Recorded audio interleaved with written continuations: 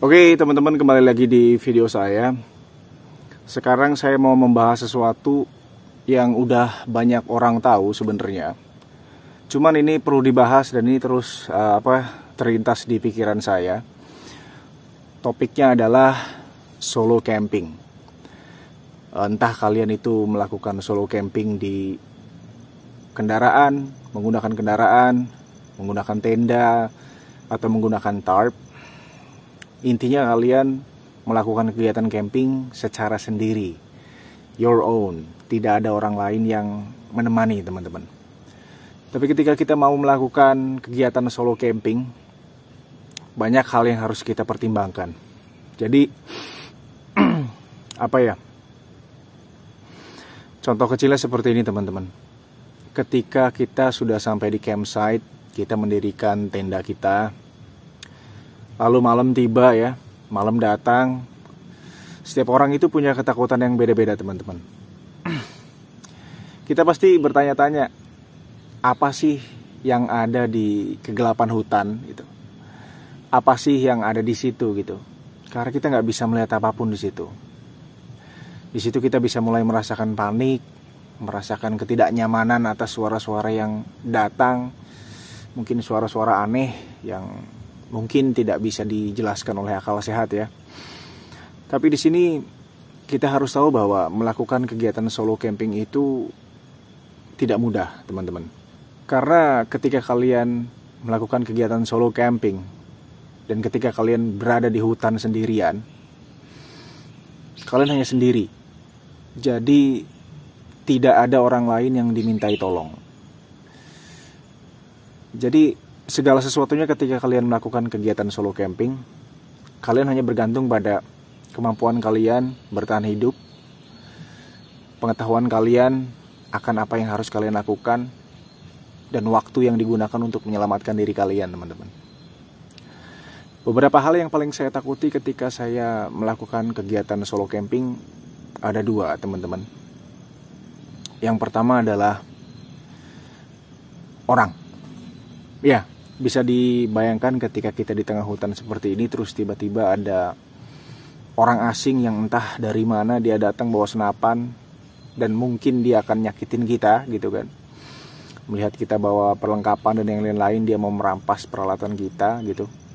Sedangkan untuk meminta pertolongan, jarak dari rumah terdekat dari campsite kita itu sekitar mungkin 2 atau 3 km. Saya paling takut sama manusia, teman-teman. Ketika saya lagi ada di tengah hutan gitu, tiba-tiba ada orang nongol, waduh itu menakutkan sekali.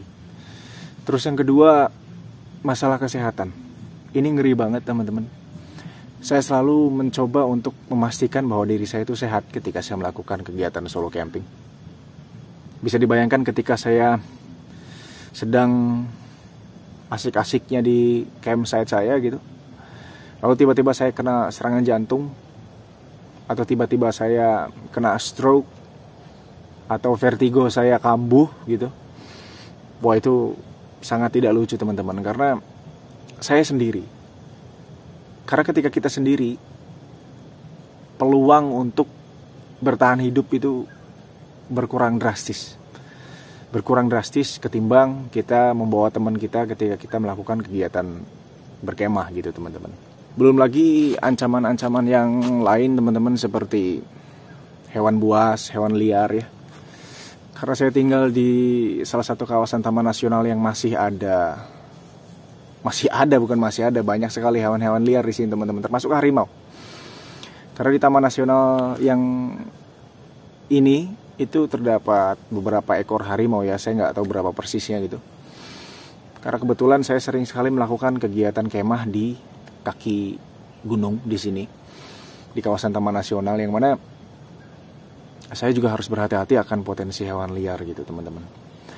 Terus yang selanjutnya, tidak hanya hewan liar, harimau ya, monyet, babi hutan itu bahaya teman-teman. Monyet itu ganas. Apabila mereka datang bergelombol gitu ya, mencium bau makanan, kita lagi makan apa gitu, bisa saja direbut atau tenda kita dirusak.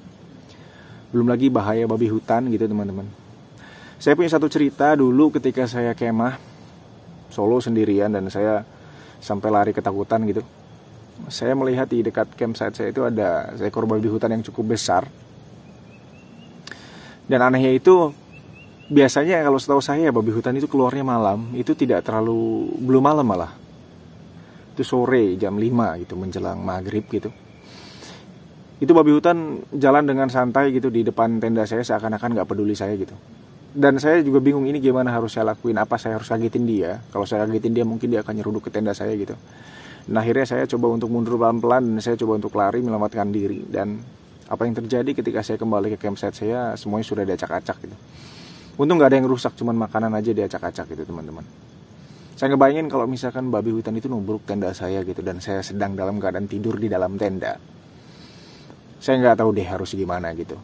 Walaupun pisau dan golok itu tidak pernah lepas dari ikat pinggang saya gitu. Cuman kita nggak tahu bahaya yang mengintai seperti apa.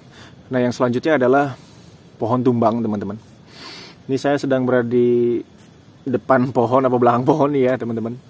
Itu di sebelah sana itu ada satu pohon tumbang yang nanti akan saya tunjukkan sama kalian semua. Ketika kita mendirikan satu tenda di dekat dengan pohon, lalu pohon tersebut tumbang dan pohon itu cukup besar diameternya, nimpa tenda kita sedang di dalam, sedang duduk atau entah kita sedang tidur, sedang melakukan aktivitas di campsite kita, you're dead. Kita pasti mati dengan diameter yang besar seperti itu ya. Dan itu bukan hanya pohon saja, ranting-ranting kecil pun punya potensi untuk melukai kita teman-teman. Karena memang melakukan segala sesuatu sendiri di alam liar itu tidak aman teman-teman. Termasuk naik gunung juga ya. Jangan pernah naik gunung sendiri, itu nggak aman. Karena memang ya kalau ada apa-apa kita nggak bisa meminta pertolongan kepada siapapun teman-teman.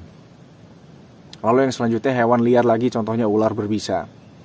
Saya lagi ngumpulin kayu bakar, misalnya tiba-tiba saya digigit sama seekor ular berbisa yang saya tahu gitu. Dan ini ular berbisa misalnya ular tanah gitu teman-teman. Ya saya tinggal ngitung waktu aja. Waktu itu adalah penentu kehidupan saya gitu. Karena gimana caranya saya harus bisa menangkal bisa itu biar tidak menjalar cepat ke seluruh tubuh saya gitu. Kalau saya tidak tahu penanganannya, saya mati di situ teman-teman. Tapi belum pernah saya digigit oleh ular berbisa teman-teman. Karena pastikan segala sesuatu itu harus aman. Seperti yang saya bilang sebelumnya, ketika kita sendiri, kemampuan kita untuk bertahan hidup itu amatlah minim teman-teman. Ibaratkan seperti ini deh. Pohon tumbang nimpa kalian gak mati, tapi kalian stuck gitu. Kena di perut kalian atau pinggang kalian atau kaki kalian gitu. Dan kalian sendiri, kalian teriak minta tolong, gak ada yang nyaut. Dan kalian gak bakalan tahu sampai kapan kalian stuck di bawah pohon tumbang tersebut. Tapi ketika kalian memiliki seseorang yang ikut bersama kalian ketika kalian melakukan kegiatan kemah, itu pasti ada seseorang yang bisa kalian mintain tolong. Atau orang yang bakalan mencoba menolong kalian dengan berbagai cara. Kalau kalian memang cedera atau tiba-tiba kalian kena pohon tumbang atau patah kaki dan yang lain-lain, orang tersebut bisa nelpon seseorang atau bisa lari ke rumah warga terdekat atau dengan pos penjagaan yang terdekat untuk meminta bantuan. Tapi kalau tidak ada, you're on your own. Kalian sendirian. And you have to survive with that. Kalian harus coba untuk bertahan dengan kondisi seperti itu. Alasan saya melakukan kegiatan solo camping adalah, yang pertama, ya saya tidak punya terlalu banyak teman yang bisa diajak untuk berkemah setiap waktu. Dan memang ini salah satu habit saya gitu teman-teman.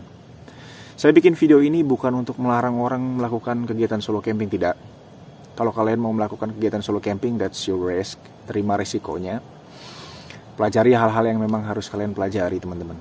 Tidak bisa asal. Lalu ada juga yang bilang bahwa kalau misalkan saya melakukan kegiatan camping solo atau solo camping dengan camper van misalnya gitu, kalian masuk ke salah satu camping ground atau satu lahan yang memang bisa digunakan untuk camper van dan itu lahannya jauh dari warga gitu. Mungkin berpikir kalau ada apa-apa kalian tinggal lompat ke kendaraan, tinggal nyetir mobil atau motor, kalian tinggal kabur atau menyelamatkan diri dari bahaya tersebut. Tapi kalau kejadiannya tiba-tiba kaki kalian patah, kaki kanan kalian patah gitu, terus kalian bisa masuk ke dalam mobil kalian, mungkin akan sangat susah sekali mengendalikan antara kopling, gas, dan rem dengan satu kaki. Atau kalian menggunakan sepeda motor, kalian keseleo, kecetit, keperosok, tangan kalian patah, yang kanan atau yang kiri. Itu akan sangat sulit sekali teman-teman. Kalian mengendari sepeda motor dengan satu tangan, mungkin dengan medan yang ekstrim, that's almost impossible. Itu hampir tidak mungkin. Karena saya tahu tempat-tempat yang jauh itu tentunya medannya pun ekstrim. Tempat-tempat seperti ini medannya medan ekstrim gitu. Jadi teman-teman, ketika kalian mau melakukan kegiatan solo camping, selalu kabari orang rumah, keluarga atau teman di mana kalian akan melakukan kegiatan camping kalian, kegiatan kemah kalian. Berapa lama kalian akan tinggal di sana, berapa lama kalian berapa lama kalian akan di sana, kapan kalian akan pulang, dan jangan pernah ganti tujuan kalian. Ke tempat A ya sudah ke tempat A, tapi manakala kalian ingin mengganti rute perjalanan kalian, tolong dikabari orang-orang yang ada di rumah atau orang-orang yang kalian percaya untuk mengetahui lokasi campsite kalian. Karena jika tiba-tiba sesuatu hal yang buruk terjadi, kalian bisa menelpon orang rumah, menelpon orang yang sudah kalian titipi pesan gitu teman-teman. Karena solo camping itu bahaya. There are a lot of dangers out there. Banyak sekali bahaya di luar sana teman-teman. Tapi saya tetap melakukan itu. Saya masih melakukan kegiatan solo camping. Ya, bagaimana lagi gitu ya teman-teman. Jadi ya, pastikan kalau kalian ingin melakukan kegiatan solo camping, kalian harus memiliki beberapa pengetahuan dasar yang harus kalian miliki teman-teman. Sangat bahaya sekali. It's totally dangerous. Guys, ini adalah pohon yang tumbang yang tadi saya bicarakan. Kalian lihat, ini diameternya cukup besar. Bayangkan jika kalian mendirikan tenda di situ, lalu tiba-tiba pohon ini tumbang, kena kalian gitu. Mungkin kalian udah pindah alam ya, udah nggak ada di dunia ini lagi. Ini salah satu bahayanya adalah ya biasa disebut dengan widowmaker. Pohon tumbang pun salah satu yang harus kita pertimbangkan ketika kita melakukan kegiatan solo camping teman-teman.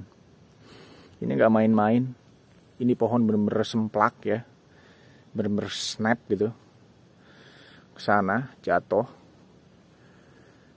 Dan ini nggak lucu kalau niban kalian. Pasti mati ini kalau niban orang teman-teman. Karena kepala patah, leher langsung saya yakin. Bayangkan berat dengan 300 kilo atau mungkin lebih nimpa leher kalian. Kalian tahu apa yang akan terjadi. Karena itu di sebelah sana juga ada pohon tumbang teman-teman. Ini lebih besar mungkin 3 kali lipat daripada pohon yang tadi saya tunjukkan. Niban kalian, you screwed man. Pasti mati. Orang ketiban pohon segitu gede pasti mati teman-teman. Hati-hati dengan pohon. Nah jadi itu teman-teman video yang saya bisa buat sekarang.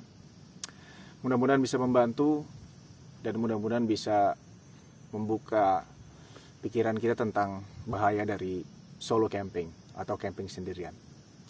I'll see you again on the next video.